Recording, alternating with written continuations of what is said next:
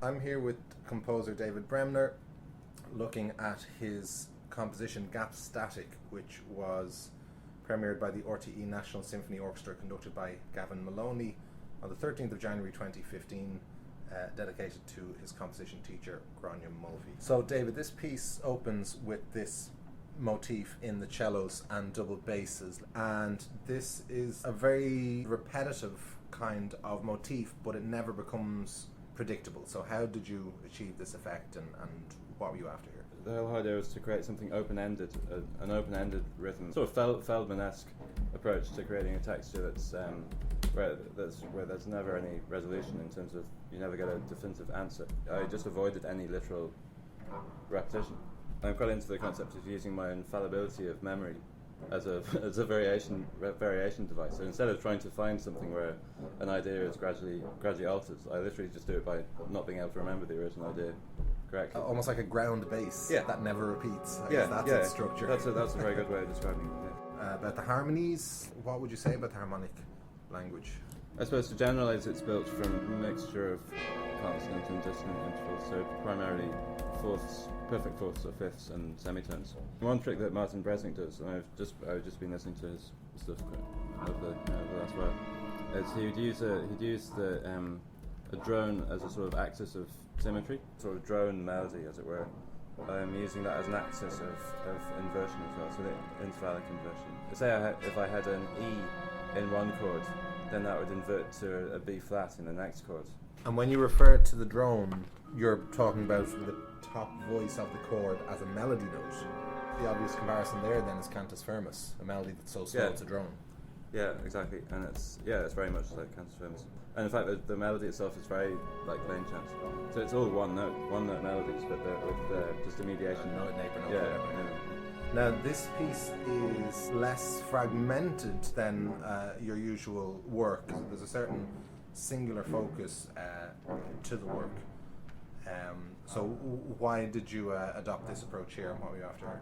I suppose it's a shorter piece, so I felt less need for a contrast. I thought that a single idea could be sustained over the span.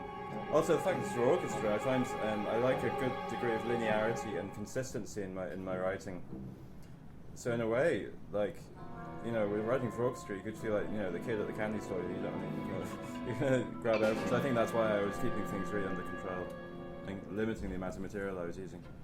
Halfway through the piece, then, there's a snare hit, there's a loud point, the marimba comes in, the harmonies thicken up.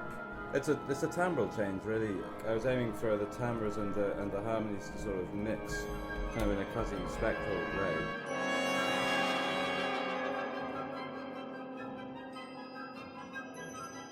Now, the high woodwind entry, there's a clear relationship it's very with the bass. Yeah, there are lots of relationships there, even though it functions as a contrast. It's still very related to equal note durations with the odd rest. This is like a fast version of that. It's like sped up. Yes. 3 times as fast, basically. And out of sync with itself. Yeah, it's a canon. So, it's in canon, okay. Yeah. It's a contour canon rather than a strict canon. The material here, if you start, say, with G sharp in the bass, go up by fourth, and start with G at the top, and then descend by major thirds. Yeah. You're going to repeat the same interval pattern after four notes. So it's a way of avoiding unisons, basically. It's designed to contrast with the sort of fourth bass harmony in the slow line. Some semitones in there. I sort of replicate the beating effect that you get, or sometimes would expect. I replicate that rhythmically by material like this, semi-quaver materials. And there's lots of that, and there's quite a few trills as well, or flutter tones. And also the singing and playing in the brass is a sort of literal way of getting that, in that it will actually be creating those vibrations within the instrument.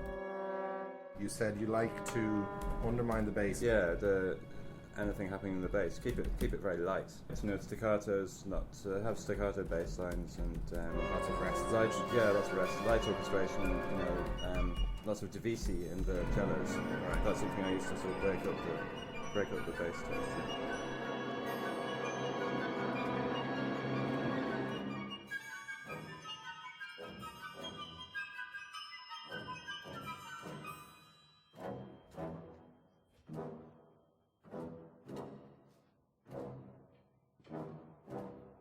look at the last minute or two of the piece.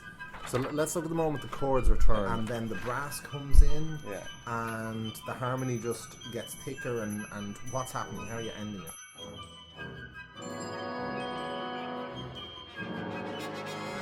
Well, I'm treating this as being sort of a resumption of the initial material or recapitulation. The number of pitch classes is probably roughly similar, but I use more octave doubling for sure. Oh, okay, okay. To thicken things up a bit. So it's basically the same sequence of 6 chords, but at 2 different speeds. Yeah. This is the chords that are out of sync, and that's why it feels like it's getting denser. The maturation canon, yeah. And the harp is introducing the harmonies, which are basically fourth-based harmonies, you know. And there's the same sort of tricks that I was mentioning before of the inversion around the drone note. Around the melody note. Yeah. Sometimes when there are B's moving to C, it's inverting around the C. So whenever that happens in the melody, I invert around the C. I use this one of Messiaen's modes, the version of the third mode. So like minor third semitone, minor third semitone. And so I treat it as being 2 superimposed augmented triads. And I modulate from scale to scale by just keeping one of the triads in the same place and moving them. Great. And that explains how the ending is.